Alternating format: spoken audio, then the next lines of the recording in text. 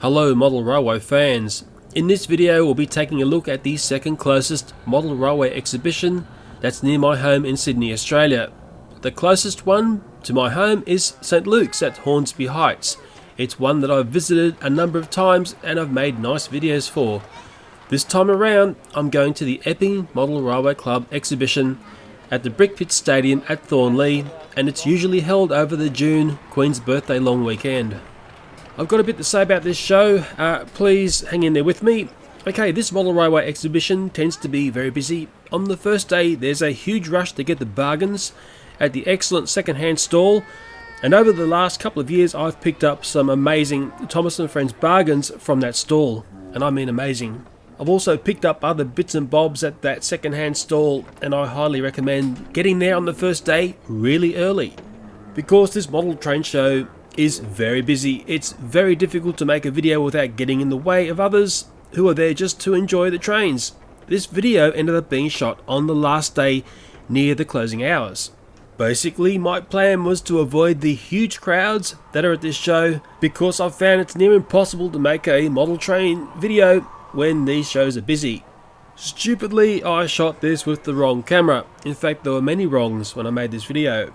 My elaborate simple plan was this: I was going to place my GoPro camera down amongst the railway displays and get some video of the displays as if you're down amongst the trains. But there's problems with this very simple idea. Problem number one: GoPros are very poor at focusing on things which are closer than a ruler's length to the camera. Problem number two: GoPros love lots of light. They really are designed to be used outdoors and not in amongst train shows with all sorts of different light situations going on. Problem number three, and it relates to light: this GoPro camera of mine was just set on auto stupidly, and it kept getting confused by the many different light temperatures in this hall. When you watch the video you'll notice the color temperature changing as the camera's confused between daylight, the hall light, and the lighting around a display. Problem number four: many of the train exhibitors did not want to know about my camera amongst their amazing displays. But hey, that's fine, it's their display. I'm just the idiot trying to make a fancy video. So in the end, much of what you see in this video was just my GoPro stuck on the end of what was a selfie stick, and I tried to chase the trains around the displays. And doing this, all I generated was a whole ton of very wonky video which needed all sorts of fix-ups in After Effects, and even then I was never happy with the finished result. So it was the wrong camera, the wrong idea, and a complete nightmare to fix up when I was trying to put it together. And it was a good reminder to me just how difficult it is to make a video at a busy public event. This train show is vastly different to the St Luke's train show that I go to, because many of the displays here are set at adult height. This tends to alienate children from enjoying the displays. And on the topic of what's a good height to display your trains to please everyone can end up causing some very heated debate. I think the little bit I'll say here is, if I see an end gauge layout set at over 1.5 meters in height with a 2 meter barrier around it, I feel that's saying to me, stay away. And sadly I think that's a way to really kill off this hobby. But from this video disaster, hopefully I've got some video of what I class as one of the best miniature railway exhibitions that I've ever seen. This display is called Charging Moose, and I'll speak more about it when it appears in this video. Okay, sorry for that long verbal, but hopefully it explains the problems that I had making this video.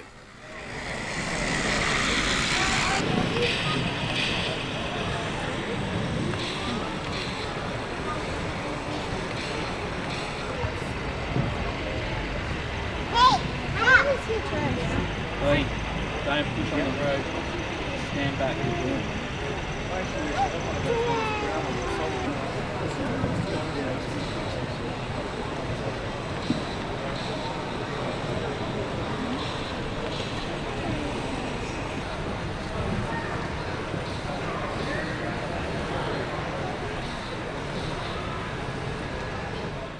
Okay, this is Charging Moose, and here's the blurb from the magazine of the exhibition.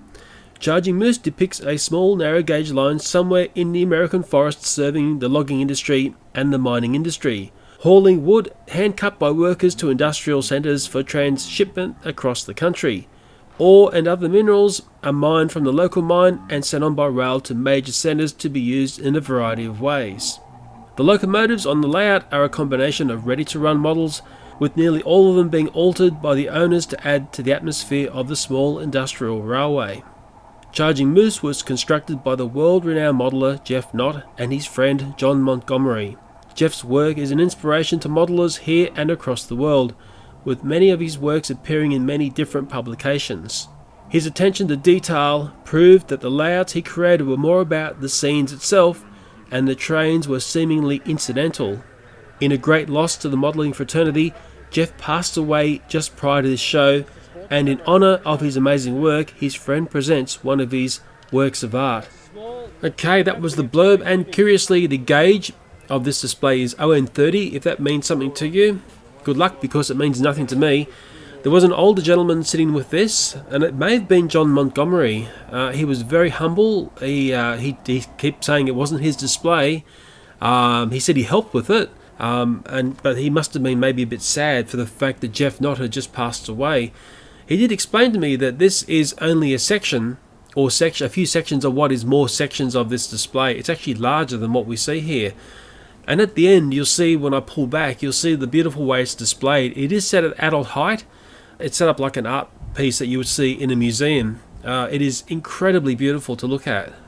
I did do a YouTube search of Geoff Nott, and there are a few videos up of him doing his tutorials on doing this sort of work.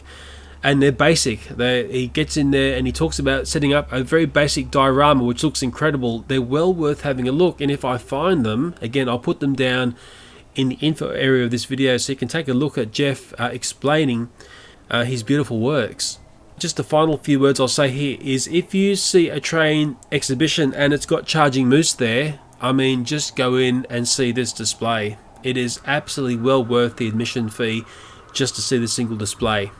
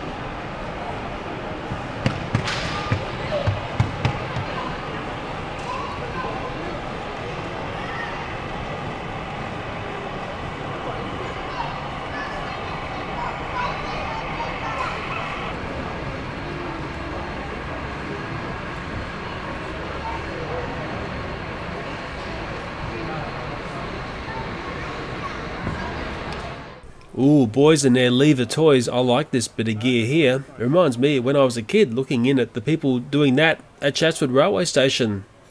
Ah, the good old days. And if you're wondering what's going on here, well, here's my secret. It's a ghost train.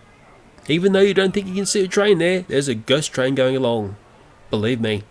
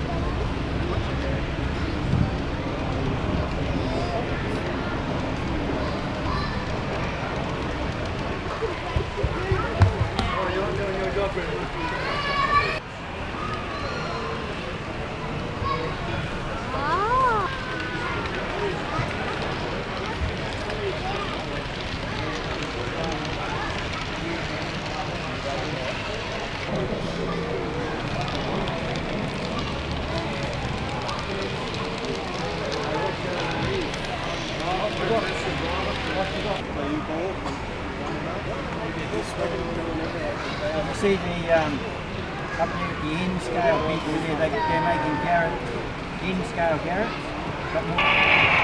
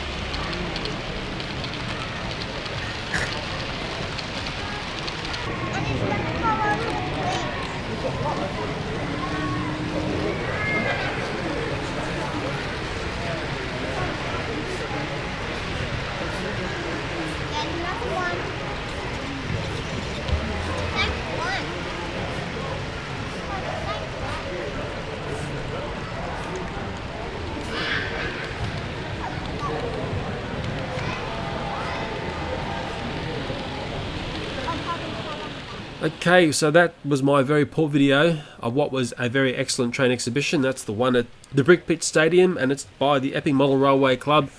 I just hope I've given Charging Moose the video it deserves. And just spend a little bit of time, go and Google Geoff Nott and Model Railway, and what you'll find is there are forums and websites that detail his work. There's also pictures of Charging Moose in its larger format, because all we saw in this video was it as a smaller format. And it's well worth taking a look at Geoff's other works. I think no matter how good you think you are at scenery or model railways, I'm pretty sure Geoff's work is right at the pinnacle of this style of work. And I also think at this model railway exhibition, Geoff was behind or helped in setting up the stall where you make a gold coin donation and children get to make a small piece of railway scenery, like a little shed and some trees and some grass, and they get a feel for how simple it is to make something which looks pretty awesome. I know my children have done it in the last couple of years at this exhibition, and from reading some website information, apparently Geoff was involved in setting that up. So his legacy will hopefully live on and inspire children and young adults and older people into getting into doing beautiful scenery. Well, again, I say sorry. Like I keep saying, this isn't my best work. Anyway, thanks for watching and bye for now. I'll throw up here at the end a split screen of the After Effects fixed footage on the left and the raw GoPro footage on the right. I'm certainly not an expert in Adobe After Effects, and possibly I didn't find the best fix to stabilize the footage, but hopefully you can see that what I've done is a vast improvement versus the raw footage of that GoPro on that wild stick that I had chasing around the trains. And for me, in all this fixing up of this video, it took days and days and days. I've just got tired of trying to fix this one up. Okay, and for a second cheerio, again, bye for now.